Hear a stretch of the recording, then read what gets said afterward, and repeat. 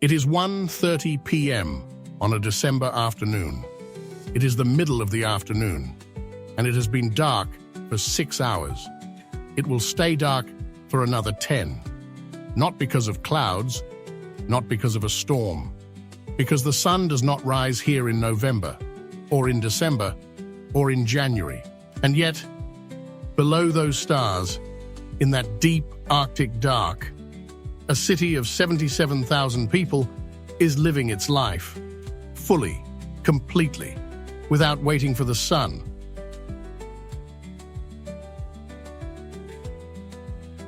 Concerts are being performed, restaurants are full, children are at school, scientists are at work, fishermen are at sea. A city doing what cities do, in the longest night in the world. This is Tromsø, the largest city above the Arctic Circle, called, by those who love it, the Paris of the North. Not because of its architecture, because of what it does with the dark. Stay with us, because what Tromsø has learned about living inside the night is something the rest of the world has spent centuries trying to figure out.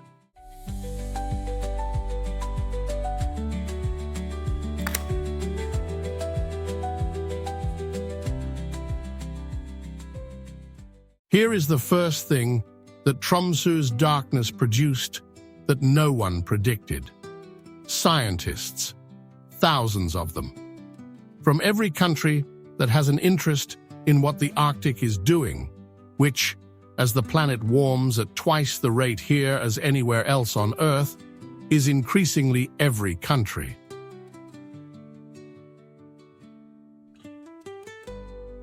The University of Tromsø, UiT, the Arctic University of Norway, is the northernmost university in the world.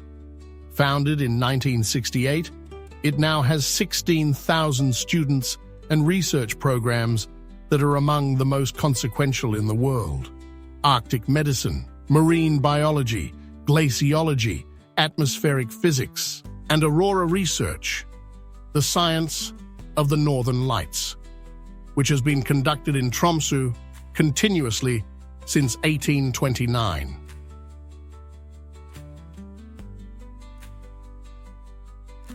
The Tromso Geophysical Observatory has been watching the Aurora since 1829.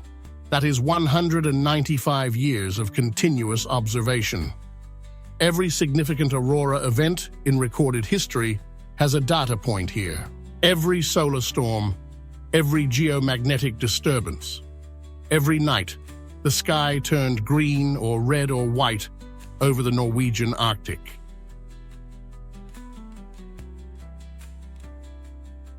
This observatory exists in Tromsø. For the same reason, everything important about the Aurora exists here, because Tromsø sits directly under the auroral oval, the ring around the magnetic pole, where the lights are most frequent, most intense, most scientifically accessible.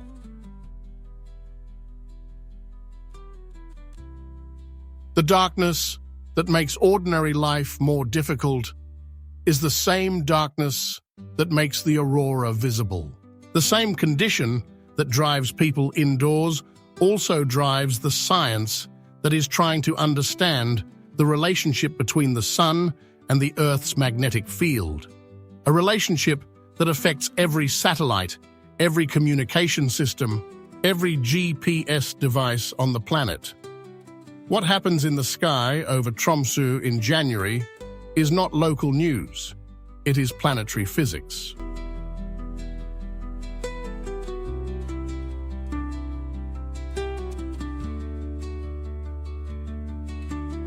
Here is what Tromsø did with 49 days of darkness.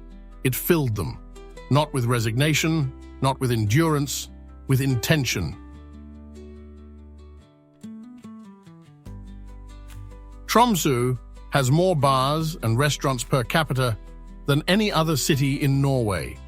In January, when the polar night is at its deepest, the city does not quiet down, it intensifies. The Tromsø International Film Festival, one of the world's northernmost film festivals, is held every year in January, on purpose, in the darkest weeks of the year.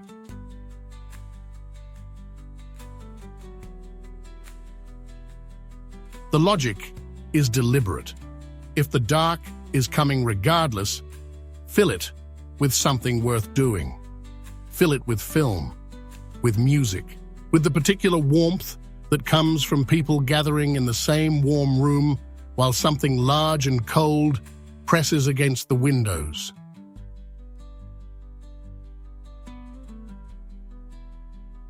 The Arctic Cathedral, Ishavskatedralen, sits on the eastern shore of Tromsø, visible from nearly everywhere in the city. Its design is deliberate symbolism. 11 triangular aluminum panels arranged to suggest an iceberg or a glacier or a breaking wave, depending on who you ask.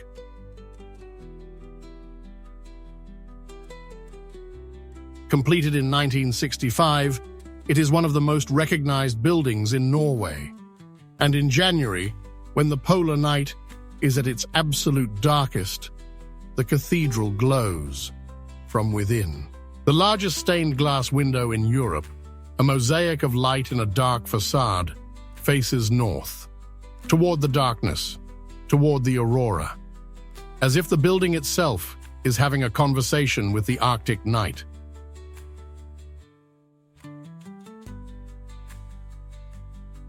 This is what Tromso does with the dark.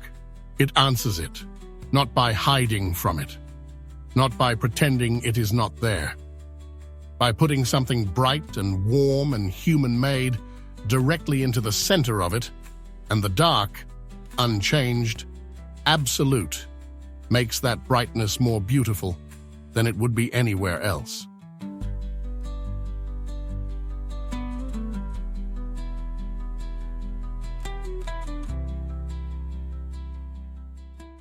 Before there was a city here, there were people here. The Sami, the indigenous people of northern Scandinavia, have lived in and around what is now Tromsø for thousands of years. Their territory, Sapmi, stretches across the northern parts of Norway, Sweden, Finland, and the Kola Peninsula of Russia. It is one of the largest indigenous territories in Europe. And in the mountains above Tromso, the Sami reindeer herders still follow a pattern of life that has not changed in its fundamentals for 1,000 years. In winter, the herds come down from the high plateau to the coastal areas where the snow is softer and the reindeer can dig through it to the lichen beneath. The herders follow them on snowmobiles now, not skis, with GPS trackers on the lead animals, with satellite weather forecasts on their phones.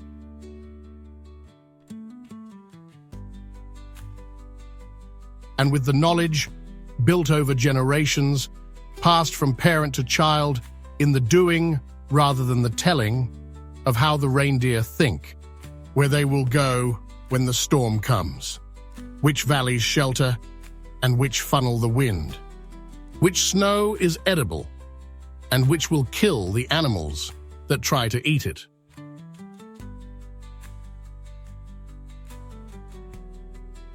The Sami have 9 words for different types of snow, not because they are poetic or because their language is unusual, because 9 different types of snow have 9 different consequences for a reindeer herd trying to survive the winter.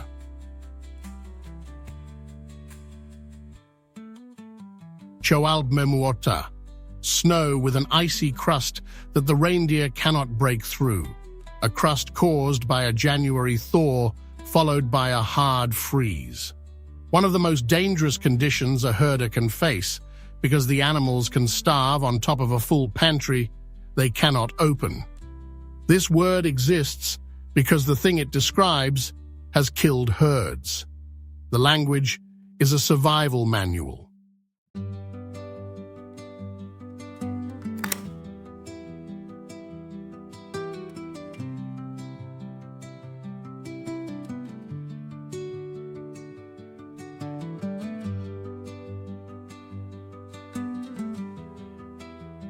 On a clear winter night in Tromsø, the aurora does not appear gradually.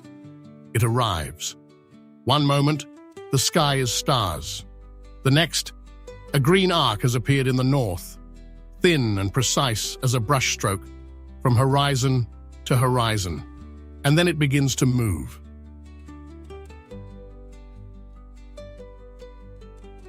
The physics of the aurora is the physics of the sun and the earth.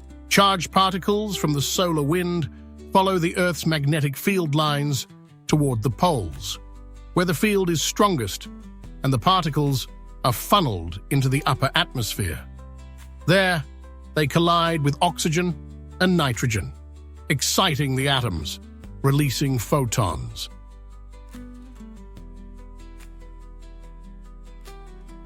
Green from oxygen at 60 miles up, red from oxygen at 150 miles up, blue and purple from nitrogen. The physics is clear, the experience is not. There is a phenomenon that the researchers at the Tromso geophysical observatory have spent 195 years trying to predict: the substorm. A sudden, explosive brightening of the aurora, when the curtains of light accelerate, pulse, fold over themselves, when the colors shift from green to violet to red in seconds, when the whole sky seems to breathe.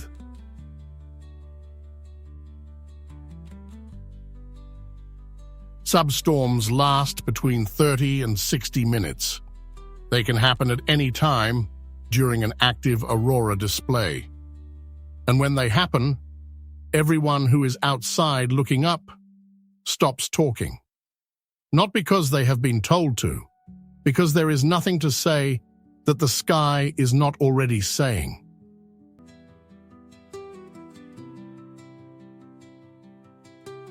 People who have watched the aurora in many places around the world consistently say the same thing about Tromsø. The displays here are different. Not because the physics is different, the aurora obeys the same laws everywhere on Earth, but because Tromsø sits at the exact center of the auroral oval, the place where the magnetic field lines are most concentrated, the place where the particles arrive with the most energy, the place where the displays are most frequent, most dynamic, most full. There are places on Earth that are famous for the aurora. And then there is Tromsø, which is where the aurora lives.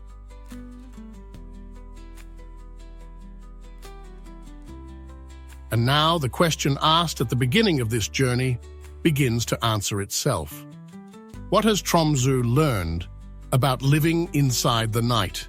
This: that the night is not empty, that what the darkness takes away with one hand, it offers back with the other. It takes the sun, it gives the stars, it takes the warmth, it gives the aurora, it takes the easy days, it gives the community that forms around people who have decided to stay in a difficult place, and it gives the knowledge earned through 49 dark days and 195 years of watching the sky, that nothing beautiful is ever given for free.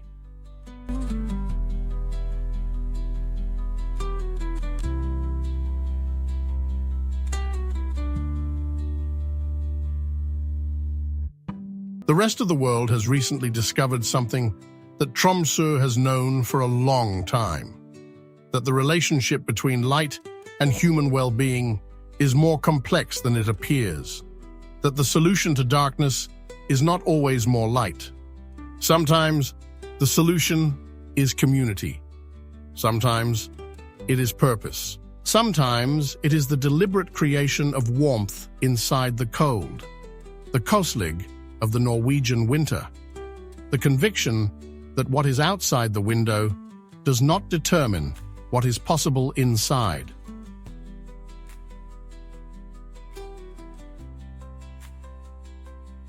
The research done in Tromsø on the psychology of the polar night has found something counterintuitive. People who are born here or who have lived here long enough do not experience the mørketid the way newcomers do. They do not dread it. Many of them, not all, but many, describe it as their favorite season. The season of Aurora. The season of Koselig. The season of deep winter skies and the particular silence of a city that has gone inward and found that what is inward is enough.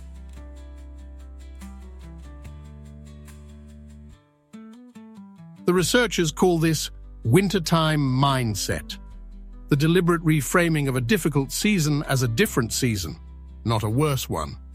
Not the absence of summer, but the presence of winter, with everything winter has: the aurora, the silence, the stars, the extraordinary warmth of a room with people in it, and cold outside, and something beautiful in the sky.